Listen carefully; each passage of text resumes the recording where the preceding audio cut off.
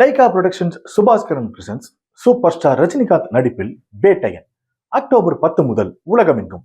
2D entertainment Surya Jyothika தயாரிப்பில் பிரேம்குமார் இயக்கத்தில் கார்த்திக் மற்றும் அரவிந்த் சுவாமி நடிக்கும் மெய்யழகன் செப்டம்பர் 27 முதல் உங்கள் அபிமான திரையரங்குகளில். மெய்யழகன் இந்த படம் அனௌன்ஸ்மெண்ட்ல இருந்தே ஒரு சில எக்ஸ்பெக்டேஷன் கிரியேட் பண்ணிட்டே இருந்தது. பிகாஸ் 96 படம் எடுத்த பிரேம்குமார் அவர்களோட 2வது படம் கிட்டத்தட்ட 96 வந்து ஒரு 5 வருஷத்துக்கு மேலே ஆச்சு. ஸோ அவரோட ரைட்டிங் அப்படிங்கிறது ஒரு தனி ஒரு ப்ளசண்ட்டான ஒரு ரைட்டிங், ஒரு ஃபீல் குட் ரைட்டிங்.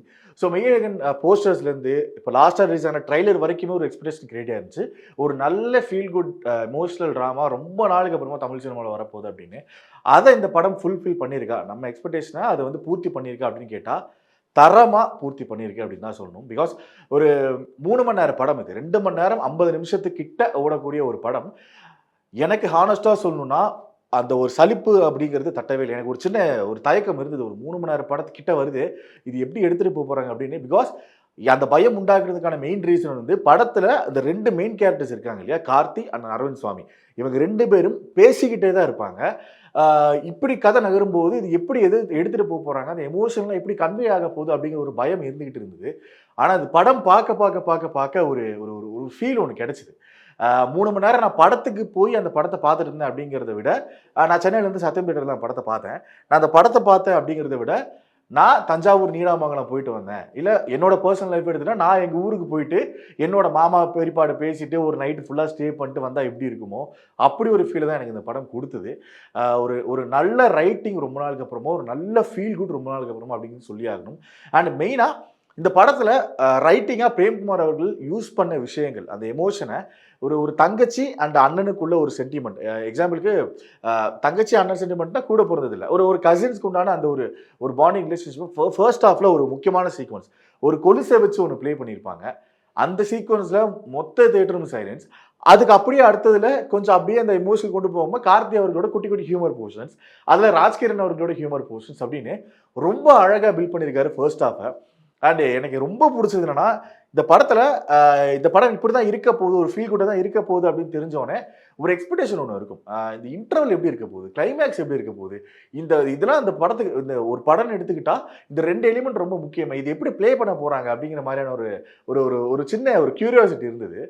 அதை ஒரு ஸ்க்ரீனில் ஃபர்ஸ்ட் டைம் பார்க்கும்போது இடைவேளை அப்படின்னு சொல்லிட்டு ஒரு மேட்ரு ஒன்று வரும். இதுதான்டா மொமெண்ட் அப்படிங்கிற மாதிரி இருந்துச்சு. ஒரு ஃபீல் குட் படத்துக்கு இந்த மொமெண்ட் தான் தேவை அப்படிங்கிற மாதிரி இருந்துச்சு.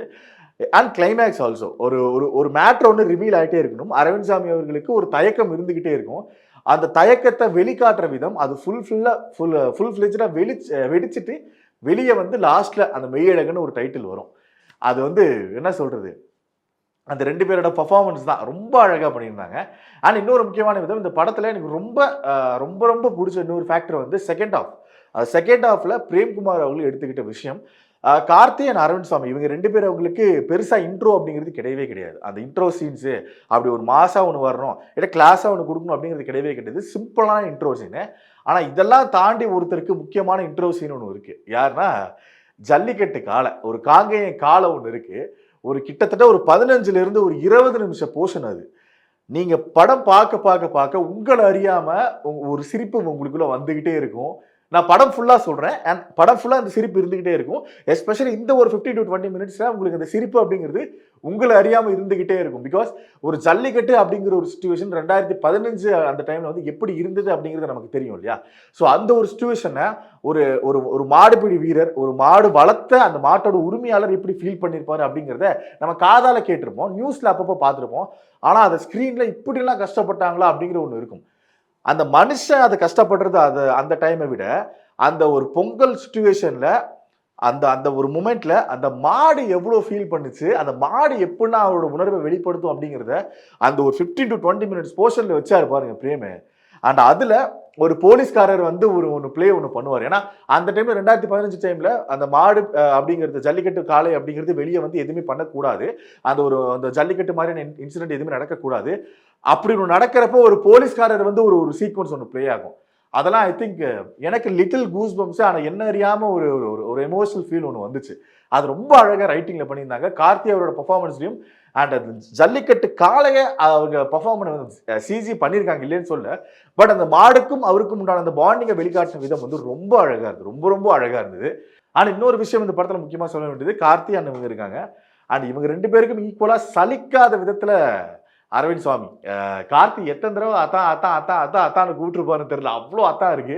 அண்ட் ஒரு பாயிண்ட் ஆஃப் வியூ நம்மளை மீறி அரவிந்த் சுவாமி மறந்து அத்தான் தான் உள்ள தெரிஞ்சாரு, அருள் அத்தான் தான் உள்ள தெரிஞ்சாரு. அப்படிங்கிற மாதிரியான ஒரு பர்ஃபார்மன்ஸ் கொடுத்துருந்தாரு. ஏன்னா ஒரு அந்த தயக்கம் ஸ்டார்டிங்கில் சொன்னேன் இல்லையா, அது என்ன மேட்டர்னா, நான் ரிவீல் பண்ணல, ஒன்று தெரியாது, ஒரு விஷயம் தெரியல, ஆனால் இவன் நம்ம கூட இருந்துகிட்டே இருக்கானே அப்படிங்கிற ஒரு மேட்டர் ஒன்று இருந்துகிட்டே இருக்கும். அந்த தயக்கத்தை ஒரு பாயிண்ட்ல வெளிக்காட்டுற விதமா இருக்கட்டும்.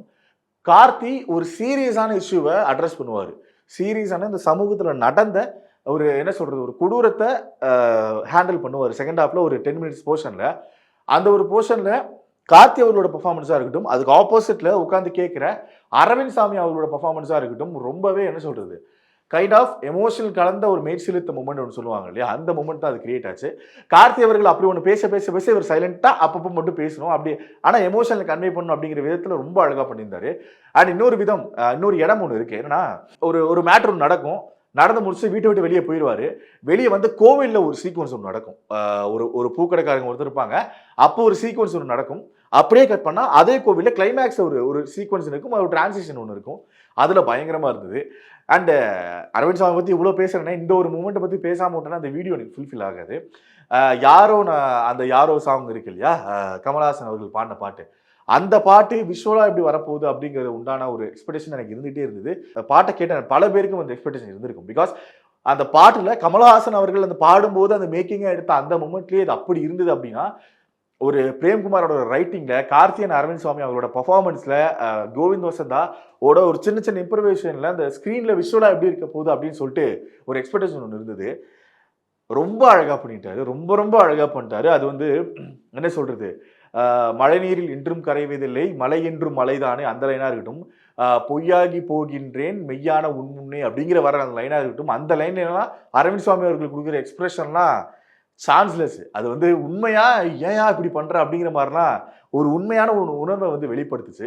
அண்டு இன்னொரு முக்கியமான விஷயம் வந்து, அந்த வீடு எல்லாருக்கும் ஒரு மிடில் கிளாஸ் லைஃப்ல இருக்கவங்களா இருக்கட்டும், இல்லை சொந்த ஊர்லயே இருந்து அந்த வீடு அப்படிங்கிறது எவ்வளோ இம்பார்ட்டண்டாக இருக்கணும் அப்படின்னு காட்டின விதமாக இருக்கட்டும், ரொம்ப அழகாக பண்ணியிருந்தார், ரொம்ப ரொம்ப அழகாக பண்ணியிருந்தார் பிரேம்குமார் அவர்கள். இதில் முக்கியமான ஒரு விஷயம் இருக்கு, யாரோ யாரோ சாங் இருக்கு, அதோட இன்னொரு வேர்ஷன் மாதிரி நான் போறேன் அப்படிங்கிற ஒரு வேர்ஷன் ஒன்று இருக்கும். அது வந்து பாட்டோட இனிஷியல்ல பிளே ஆகுது. அது போயிட்டு இருக்க அந்த வீடோட ஷார்ட் காட்டுறாங்க. அரவிந்த் சாமி அவர்களோட சின்ன வயசு ஒரு போர்ஷனை வந்து சரண் நடிச்சிருக்காரு, வடச்சென்னை சரண் நடிச்சிருப்பாரு, அவர் நடிச்சிருக்காரு. அந்த ஒரு எமோஷன் கன்வே ஆகிற விதம் ரொம்ப அழகா இருந்தது. பிகாஸ் நான் போறேன்னு இவரு சொல்ல ஆப்போசிட்ல வீடு பாடுற மாதிரியான ஒரு விஷுவலை அமைச்சிருந்தாங்க. அது வந்து பயங்கரத்தின் உச்சம் அது.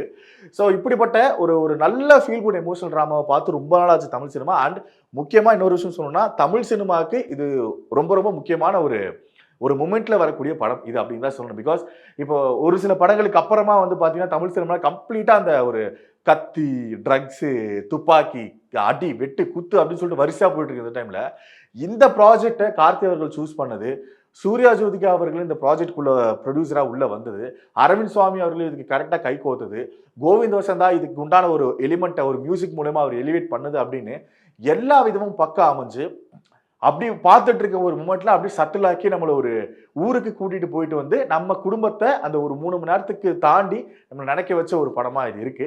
ஸோ உறவுகள் எவ்வளவு இம்பார்ட்டன்ட் அப்படிங்கிறத இந்த மூமெண்ட்ல, அந்த ஒவ்வொரு மூமெண்ட்லையும் வந்து இந்த படம் சொல்லிட்டே இருக்கு. ஸோ இதுதான் மெய்யழகன் படத்துடைய எங்களுடைய ரிவ்யூ. ஸோ நீங்க மெய்யழகன் படம் பார்த்துட்டு உங்களுக்கு என்னென்ன மாதிரியான உணர்வுகள் தோணுச்சு அப்படிங்கிறத கீழே கமெண்ட் பாக்ஸ்ல கமெண்ட் பண்ணுங்க. Lyca productions Subaskaran presents super star Rajinikanth நடிப்பில் வேட்டையன் அக்டோபர் 10 முதல் உலகமெங்கும். 2D என்டர்டெயின்மெண்ட் சூர்யா ஜோதிகா தயாரிப்பில் பிரேம்குமார் இயக்கத்தில் கார்த்திக் மற்றும் அரவிந்த் சுவாமி நடிக்கும் மெய்யழகன் செப்டம்பர் 27 முதல் உங்கள் அபிமான திரையரங்குகளில்.